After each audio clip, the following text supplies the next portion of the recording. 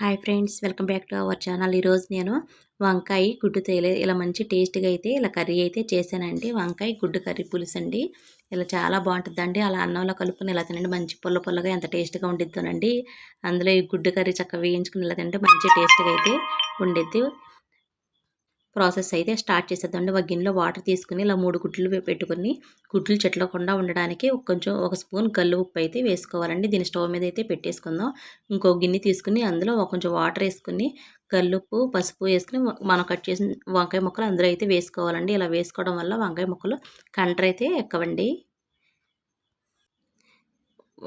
పెద్ద సైజు ఉల్లిపాయ అయితే తీసుకున్నానండి. అలాగే 2 టమాటాలు, 2 పచ్చిమిరకాయలు ఇలా చిన్న చిన్నగా అయితే ఇలా కట్ చేసుకుని పక్కన అయితే పెట్టేసుకోవాలండి.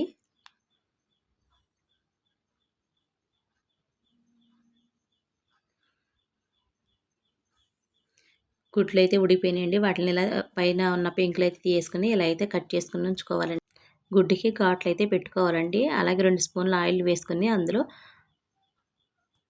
ఈ గుడ్లను అయితే అందులో వేసుకుని ఇలా బంగారు కలర్ వచ్చేదైతే వేయించుకోవాలి. ఇలా వేయించుకుని పక్కన పెట్టుకుని ఇందులో ఉప్పు కారం వేసుకుని తింటే మంచి టేస్ట్గా అయితే ఉంటాయి. వాటిని పక్కన పెట్టేసుకుందామండి. ఆ నూనె అయితే సరిపోద్దండి. అందులోనే ఉల్లిపాయ పచ్చిమిరకాయ వేసి అయితే కొంచెం గోల్డ్ కలర్ వచ్చే వరకు అయితే కొంచెం వేయించుకోవాలి.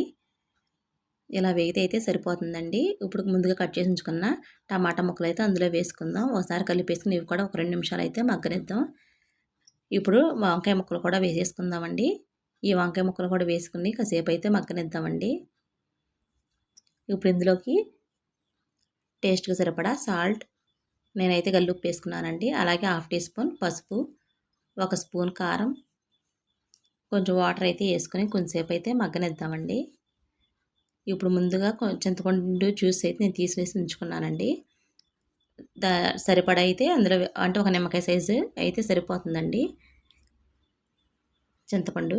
ఇప్పుడు ముందుగా మనం గుడ్లని ఉడకపెట్టించుకున్నాం కదండి, అవి అయితే వేసేసుకుందాం. వేయించుకున్నాయి మంచి టేస్ట్గా ఉంది. మంచి స్మెల్ అయితే సూపర్గా వస్తుందండి. నాకైతే బాగా నచ్చింది. ఇప్పుడైతే సన్నగా కట్ చేసి ఉంచుకున్న కొత్తిమీర కూడా వేసేసుకుందాం. మొత్తం కలిపేసుకుని ఒక గిన్నెలోకి తీసుకుంటామే. సూపర్గా అయితే ఉందండి, బాగా నచ్చింది. టేస్టీ వంకాయ బంగాళదుంప గుడ్డు కర్రీ.